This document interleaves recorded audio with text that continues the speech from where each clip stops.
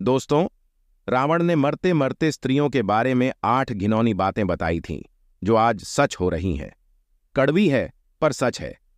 स्त्रियों के बारे में जो जो रावण ने कहा है, उसे आप देख सकते हैं। दोस्तों, रावण का नाम सुनते ही लोग उसकी बुराइयां बताने लगते हैं। लेकिन रावण को इस ब्रह्मांड का सबसे ज्ञानी पंडित भी कहा जाता है। कहते हैं कि रावण ने शिव जी का बहुत बड़ा भक्त था। कोई दिन ऐसा नहीं जाता था जिस दिन वह शिव जी की आराधना करे। लेकिन रावण के एक काम ने उसे हमेशा के लिए बुरा बना दिया।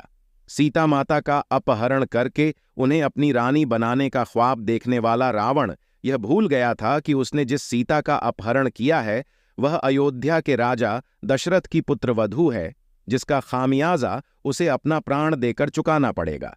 लेकिन दोस्तों, एक ज्ञानी पंडित होने की वजह से रावण ने अपने प्राण त्यागते समय बहुत सारी अच्छी बातें भी बताई थीं, जिनमें से उसने महिलाओं की 8 बुराइयों का वर्णन किया था। और आज हम आपको उन्हीं बुराइयों के बारे में बताएंगे।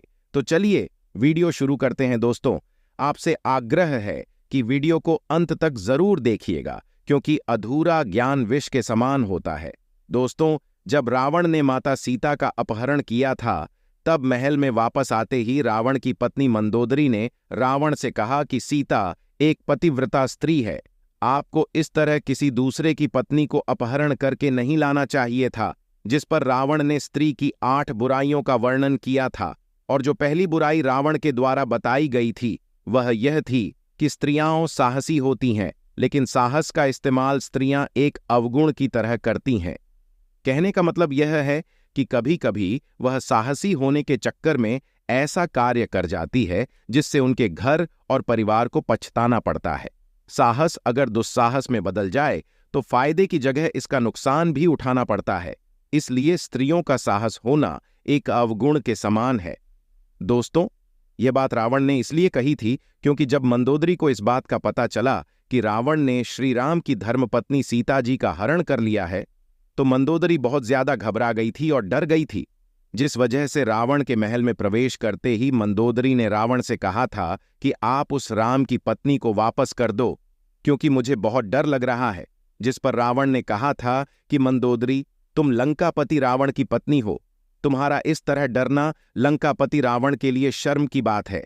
और मंदोदरी की इस बात से रावण ने औरतों के अंदर के साहस को एक अवगुण की तरह बताया था। दोस्तों, दूसरा अवगुण रावण ने यह बताया था कि स्त्रियों के अंदर एक अजीब सा डर हमेशा बना रहता है। वैसे तो स्त्रियां निडर और साहसी होती है, लेकिन उनमें एक डर की भावना भी होती है। और स्त्रियां अपने इस भय से बचने के लिए किसी भी हद तक जा सकती हैं। दोस्तों, रावण के अनुसार स्त्रियां बहुत ही कोमल स्वभाव की होती हैं, जिस वजह से वह कभी कभी बिना वजह ही छोटी छोटी बातों पर डर जाती है, और अपने इस डर से बचने के लिए वह किसी भी हद तक जा सकती है। स्त्रियां इस भय से बचने के लिए कभी कभी वह काम करने को तैयार हो जाती है, जो काम उन्हें कभी जीवन में नहीं करना चाहिए। और इस भय से बचने के लिए स्त्रियां कभी कभी ऐसी मुसीबत में फंस जाती है जहां से निकलना बहुत मुश्किल होता है, और बाद में उन्हें इस गलती का पछतावा भी होता है। और इन सब की वजह से इन स्त्रियों के साथ साथ इनके सगे संबंधियों को भी इस गलती का हर्जाना भुगतना पड़ता है। दोस्तों, तीसरा अवगुण रावण ने यह बताया था कि स्त्रियां झूठ बहुत बोलती हैं। ब्राह्मण के मुताबिक स्त्रियां झूठ बोले बिना बिल्कुल भी नहीं रह पाती हैं। यहां तक कि झूठ को छुपाने के लिए 50 झूठ भी बोलने पड़े तो भी स्त्रियां तैयार रहती हैं। इस बात में उन्हें कोई संकोच नहीं होता कि वह किसके सामने और किस तरह का झूठ बोल रही है। दोस्तों, इस बात को आप सब ने अपनी लाइफ में भी नोटिस किया होगा कि स्त्रियां या लड़कियां बिना मतलब के ही झूठ बोलती हैं। दोस्तों, इस झूठ की वजह से कभी कभी लोगों के रिश्ते और जिंदगी दोनों बर्बाद हो जाती है। दोस्तों, चौथा अवगुण रावण ने यह बताया था कि स्त्रियां बहुत ही मतलब होती हैं, और अपना मतलब निकलवाने के लिए स्त्रियां किसी भी हद तक जा सकती हैं। फिर चाहे उन्हें किसी को धोखा देना पड़े, या फिर उन्हें किसी को अपने रास्ते से हटाना ही क्यों न पड़े, या फिर उन्हें किसी को झूठे मन से न पड़े। स्त्रियां अपने लालच के चलते कुछ भी कर सकती हैं, किसी भी लालच में फंस सकती है और अपने मतलब के लिए किसी को भी फंसा सकती है। रावण के मुताबिक जब स्त्रियों के बाद करने में एकदम से परिवर्तन आ जाए, तो उनसे खासकर सतर्क रहना चाहिए, क्योंकि स्त्रियों के स्वभाव में एकदम से परिवर्तन इस बात का सबूत है कि वह आपसे कोई काम निकलवाना चाहती है। ब्राह्मण ने इस बात को तब कहा था जब रावण अपनी जिंदगी के अंतिम पल जी रहा था और उसके पास लक्ष्मण जी खड़े थे। जी खड़े। दोस्तों, हम सभी जानते हैं कि रावण महाज्ञानी था, लेकिन रावण एक राक्षसी का पुत्र भी था, जिस वजह से वह मायावी था और रावण के 10 सिर भी थे। उसके पास मन को पढ़ने की असीम शक्तियां थीं और इन सब के बावजूद भी वह स्त्रियों के मन को नहीं पढ़ सका। इसीलिए रावण ने स्त्रियों से संबंधित 5वां अवगुण यह बताया था कि स्त्रियां मन से बहुत चंचल होती हैं। रावण के मुताबिक स्त्रियों के मन में क्या चल रहा है, इस बात को जान पाना किसी भी मनुष्य के बस की बात नहीं है। स्त्रियों के मन में जो चल रहा होता है उसे कभी वह बताती भी नहीं है, और जब उनसे पूछा जाता है तो वह उस बात को इस तरह से घुमा देती है कि उसे समझ पाना बहुत मुश्किल हो जाता है। रावण के मुताबिक स्त्रियों के स्वभाव में माया की झलक होती है। अपने चंचल स्वभाव से स्त्रियां केवल आंखों आंखों में किसी का भी मन मोह सकती हैं और उन्हें अपने हिसाब से कठपुतली की तरह घुमा सकती हैं।